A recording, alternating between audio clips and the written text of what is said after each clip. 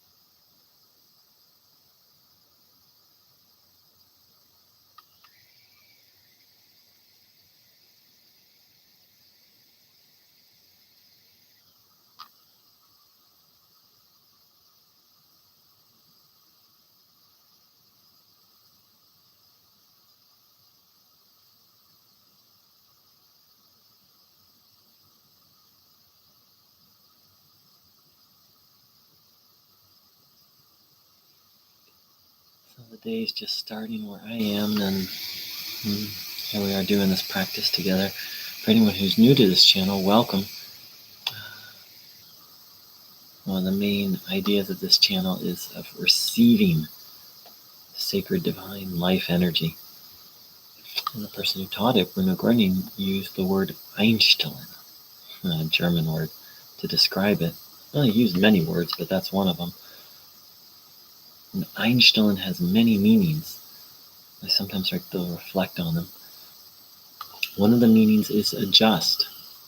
And I think of a chiropractic adjustment when something's out of alignment and it comes back into alignment. And that's another meaning of Einstein, is to align. And that's the one I resonate with the most. To bring ourselves into alignment with the divine. Not just physical healing,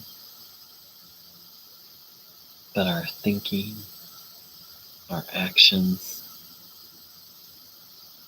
You know, in Star Wars, there's this idea of the Force, and that a Jedi, you know, in the Star Wars world, Jedis are often seen as warriors, which that's part of it. But there's talk of aligning that the Jedi seeks to align themselves with the Force and be guided and moved by the Force. And I think that's the essence of the spiritual path, really. Or coming at it from one angle, to align ourselves with our understanding of higher power, and then be guided and moved, to be inspired. As Bruno Green said, we're always guided. That's a very powerful statement, that we're always guided. And the question is, what are we guided by? Moment by moment, as I observe myself, what I see is moment by moment, I'm guided by inspiration or desperation. Said another way, by love or fear, by faith or fear, by God or by density, darkness, evil, however you want to say it. Moment by moment, one of those two is more in control than the other. And so you can see why alignment is so important. To be aligned and to stay aligned. As Bruno said, to pick up the connection to God and maintain it. It's easy to get connected to God. To stay connected, I work at that one every day, every moment of the day, and fall short many, many, many moments every day.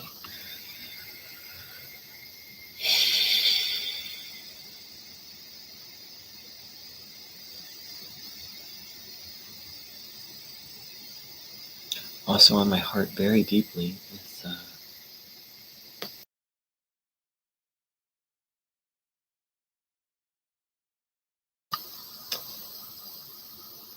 is the idea of karma.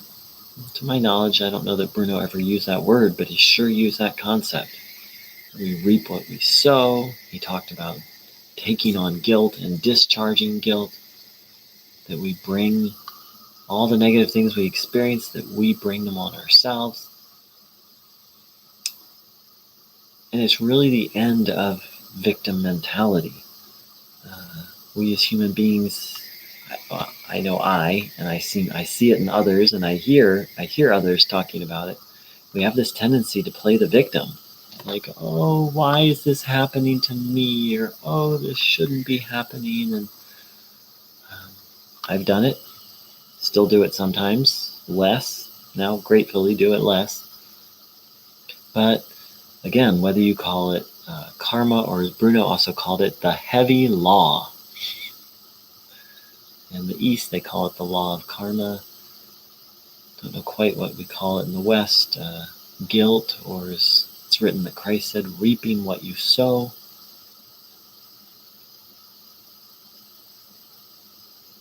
But it truly is the end of victim mentality. I'm reading this Buddhist text, and they just consider it a fundamental idea that everything good that comes to you comes from past virtuous actions, and everything not good comes from past non-virtuous actions. And of course, Bruno brings in the idea of grace, which is beautiful, and but to really meditate on, wow, something good comes my way. A seed has borne fruit. Wow, something bad comes my way. Wow, a seed has borne fruit. Bruno adds the caveat that sometimes things are a lesson.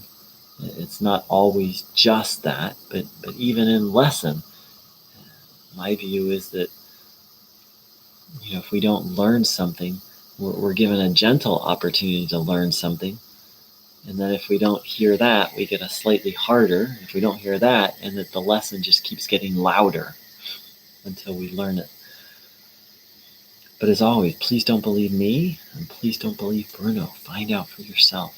Reflect deeply on this. Do this practice, and let the truth be revealed.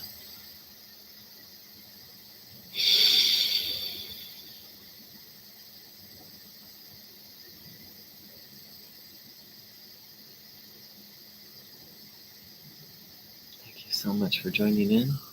Thanks for saying hi, Magdalena.